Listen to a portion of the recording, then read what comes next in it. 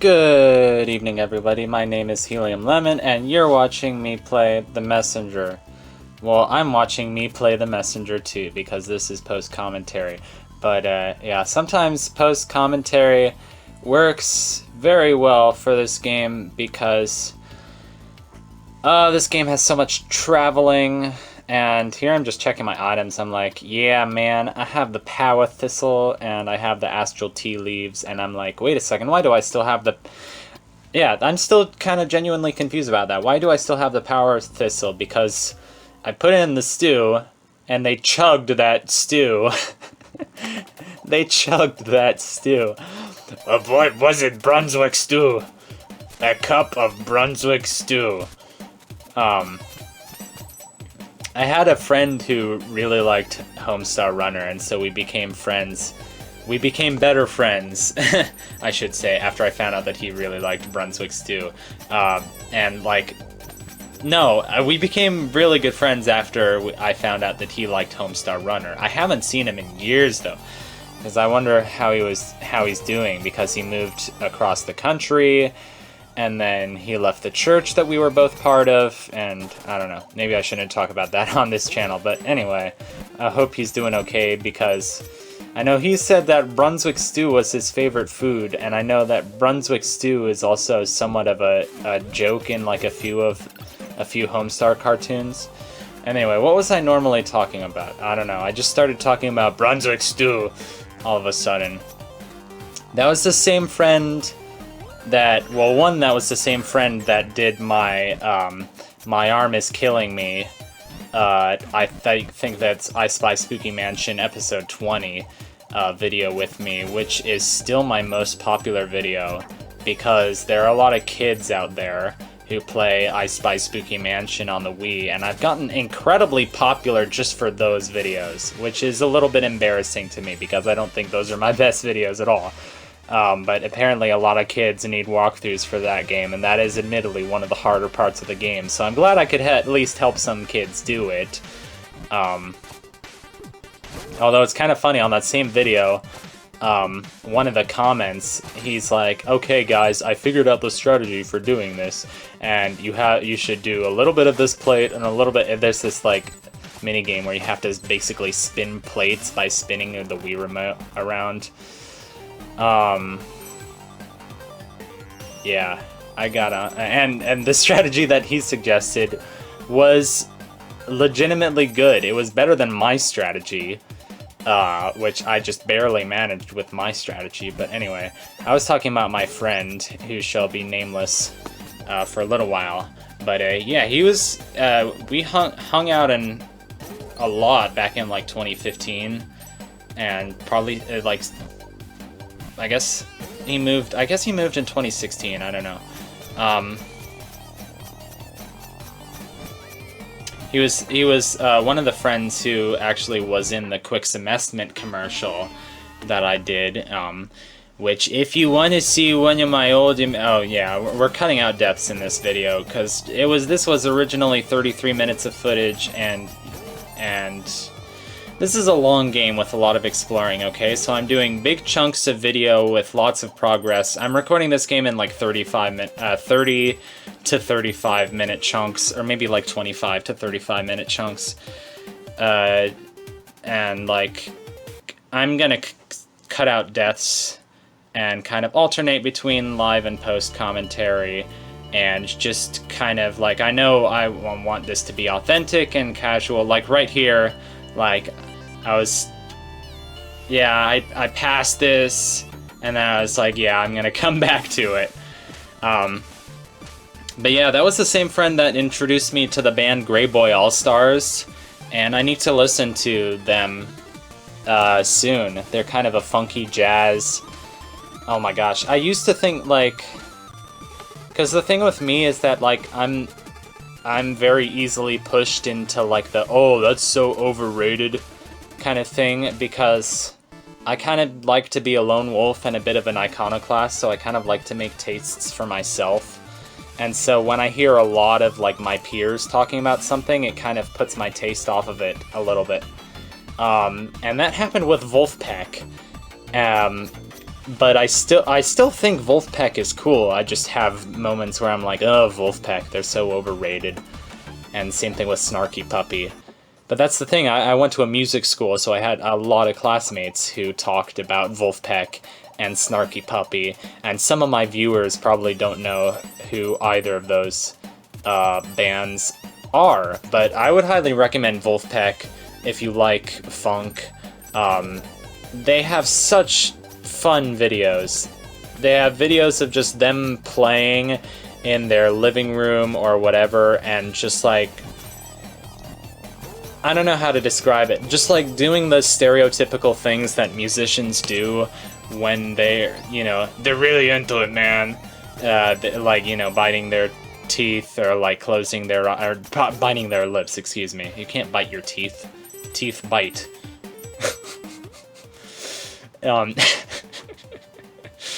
Oh, shut up. But yeah, you know, like bopping your head with the music, because the music is really bopping. Like, you can bop your head along to the music, but the music can also, like, that is also a quality that can describe the music. We out here getting some upgrades. That upgrade will let us kind of go through the overworld and see, like, oh, we've gotten all the power seals in this area. We've gotten all the power seals in that area, which we're doing pretty well, because like we've already cleaned out all the power seals in the Autumn Hills, all the power seals in the Tower of Time, all the power seals in Glacial Peak. So we're off to a pretty good start, because those, you know, it makes sense because those are the areas that I paid particular attention to cleaning up. But yeah, we're going all the way to the catacombs. And this is kind of like a little quote-unquote extra section of the level that you can only get to in the future.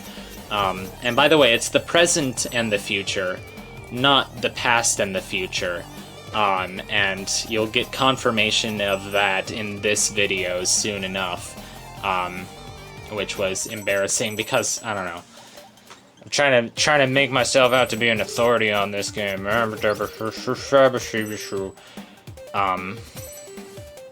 Good mouth noises. Mouth noises are a good time for Henry Jenkins and for Bartholomew Fiddenstein. And it took me a break to read some Wittgenstein. I talked about Snoman Gaming and how he did a review of this game, and I watched that and kind of spoiled the big moment of this game, but it was, that video, like, I already really liked this game, but that video kind of made me even more excited about this game. Yeah, and Snoman Gaming, who is a really good, I guess, video creator, really entertaining and informative and chill. Chill is so vague, though. You can almost call anybody chill these days without having a real concrete idea of what makes chill. Oh, this water, by the way, this water is disgusting. Imagine this, like, sewer water. It's disgusting. So Snoman Gaming, he did a video on this game, and he really praised it for its innovation on, like, the Ninja Gaiden kind of thing, for designing it so that you think it's an normal side-scroller, but dropping hints that it's going to turn into a Metroidvania.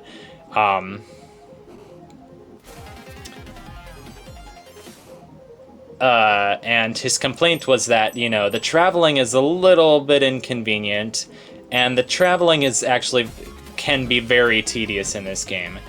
Which I just watched another video. There's a YouTuber named Cannot Be Tamed. Her real name is Pam. And she really likes Metroidvanias, so she does a lot of videos about Metroidvanias, and she did a video, 10 Metroidvanias you should play. And I really was hoping to see this game on that list because I've been really passionate about this game recently, as you guys can probably tell, because I'm doing a Let's Play of it now. Oh my gosh, I die here. It's really embarrassing. No, I don't die there. Off screen, I got my head smashed in that thing. It was not pleasant. I like that with the bats. Yeah, Cannot Be Tamed. She didn't mention this game at all in her video about Metroidvanias.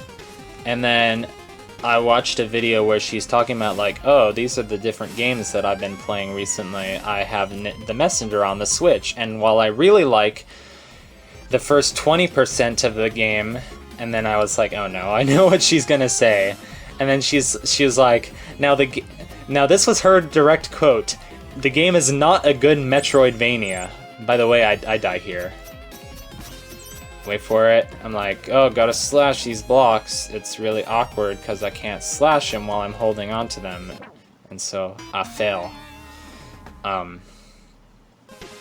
But these were her exact words. It's not a good Metroidvania. And I was like, wow. And she was like, you know, the traveling is just bad. Like, it's too tedious. There's only one warp point in each level, and it's sometimes too confusing. It's like, where do you go? Which I get that. It's not like a Metroidvania right from the beginning. It's like side scroller, wham, it's a Metroidvania. Have fun. Which I get that. I get how that's kind of overwhelming. And also the other thing is that, like, you know, what do you do first? You have, like, well, not the whole level, but you have, like, 3 warp points. And you honestly have a lot of stuff that's open to you right away from that moment. But, yeah, I'm just talking about that because, like, those are some of different people's thoughts on this game. This is, now that we have the power of true sight, we can explore this level, which is just called Dark Cave. And this music, the first time I heard this music, I was like, wow. This is some really wacky music. Some really quirky music by Quirky Purple. Please no more. Actually, please, yes, Quirky Purple. I love those videos. I mentioned this earlier in the playthrough, but this is actually the same song that plays in the dialogue right before the Kolos and Seuss's fight.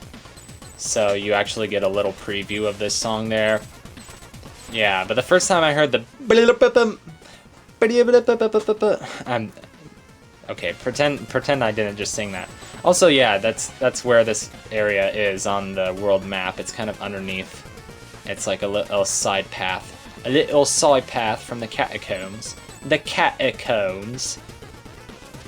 Blimey, I think we're pretty deep into the catacombs. A spot of tea. I'll take a chamomile. I'm so sorry. I really would like to think that I'm good at my English accent, which I can be good sometimes, but poor other times. In other news, which is my new favorite catchphrase on this channel, I'm having some issues with my Dazzle capture card, which is a little sad to me. Because you know how much I love recording Wii games, and I'm still in the middle of Endless Ocean, and my capture cord just suddenly gave out, and I think that's what happened. I think it's just, you know, the capture card is old, and it's like, I don't want to work anymore, which is really bizarre because, I don't know. So, you know, these are the first, it's been the first 2 weeks of my senior year in college, so I'm gonna graduate in June. Hooray!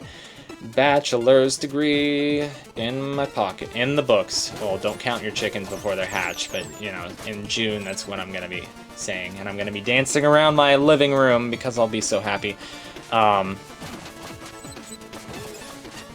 yeah, this has been a very odd 2 weeks because I'm obviously doing online classes. And my computer is just like, no. My computer just refused to work. Like, we figured out that my computer was still getting single-digit internet speed, which we sort of fixed because we had a Spectrum guy give us a new cable. But it's still, like, I can function, you know, I can function with, like, 30 or 40 megs internet. Which I guess is what I have now. I know normal people are supposed to have like 200. Well, you know, well-off people have good internet, which is obviously the case. I don't know. But it seems like, you know, we've done so many virus scans and quote-unquote tune-ups on my computer. And today it finally seems to, well, tonight specifically, it seems to be working. I actually went to class on my dad's computer this morning. But my computer had just been freezing all the time, and we had been trying to figure it out with like Best Buy Geek Squad tune-ups and virus scans and all of this. And then this one Best Buy guy, I guess my dad was really overseeing my computer getting a complete tune-up, and it was just this long thing. And I was like, Dad, I'm so frustrated by my computer, I don't want to be involved anymore.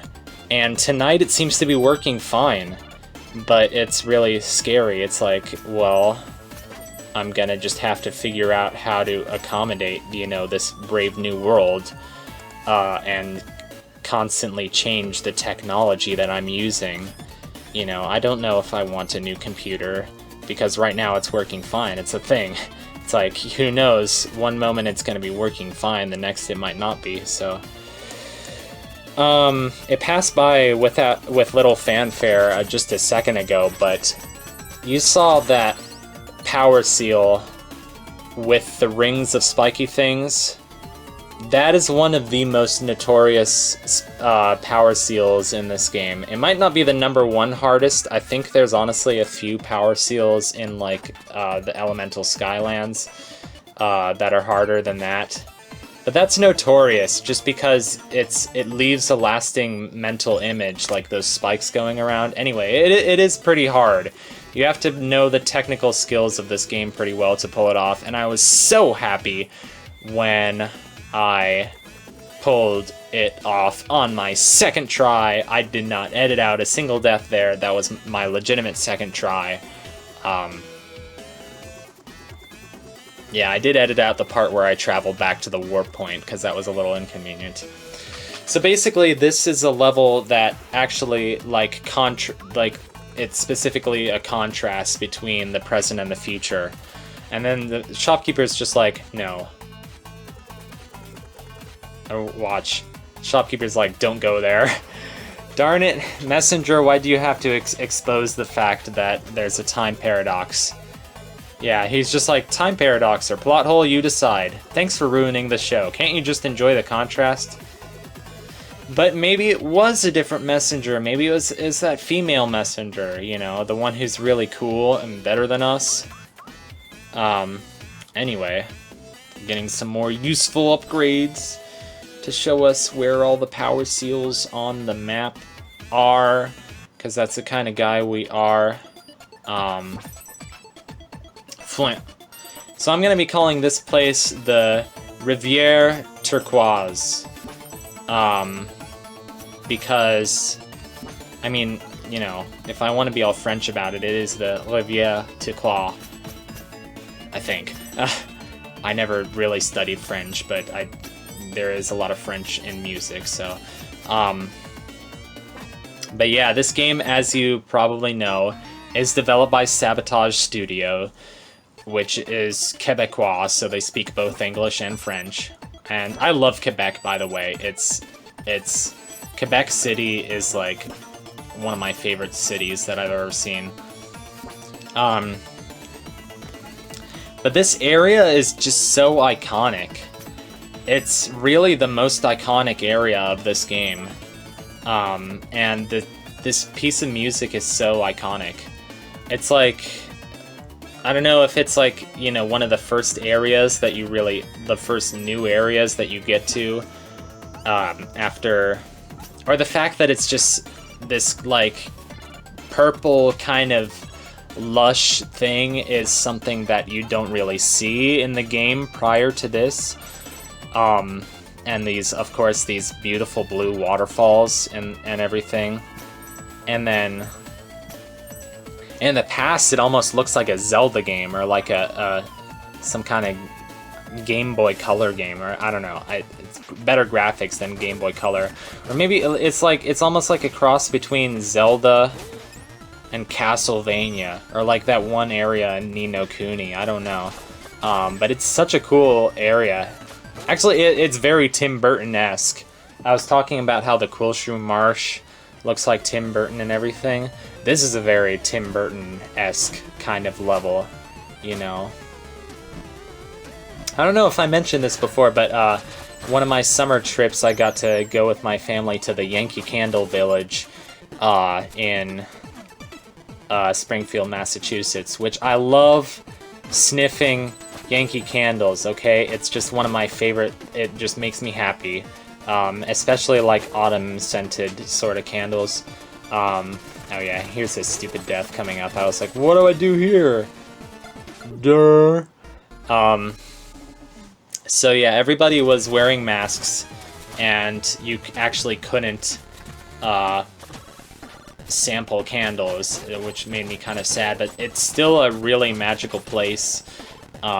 They, of course, they have like the whole Christmas village and everything, and when you walk into it, there's like basically like a Christmas diorama of all these little miniature towns, and some of them are more generic, but a lot of them are like based on kind of popular culture and different movies. So I think the Christmas diorama has a part of it that's based on Charlie Brown, probably. Part of it is based on The Christmas Story, and part of it is based on Tim Burton's Nightmare on Christmas.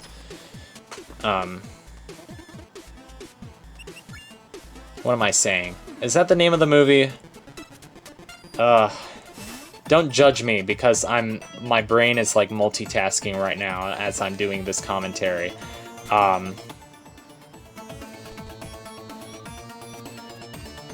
Nightmare in Christmas? Is that what I just called it?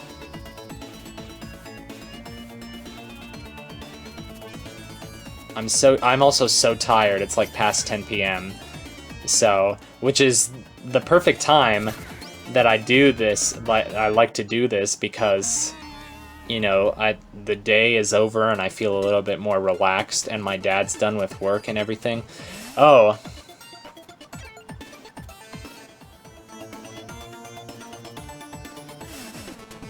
Yeah, I'm still trying to remember if that's I love the trees in the background. That's so pretty. So it's like, the power seal is above us. How do we go up? Well, I already know the answer, so that's a bit boring.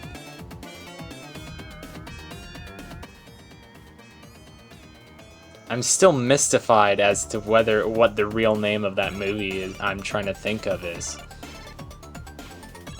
Because Nightmare in Christmas it sounds really stupid. I can't believe that's what I just said. Anyway. Oh my gosh. So, oh yeah, this is a fun power seal. I die a few times trying to get it. Thank you, Quarble. That's really unhelpful advice. So I'm like, nope. I'm finally watching Nintendo Capri Sun's playthrough of Chrono Trigger, and I'm really excited to learn about that game because I know nothing about that game, and I always love watching Nintendo Capri Sun.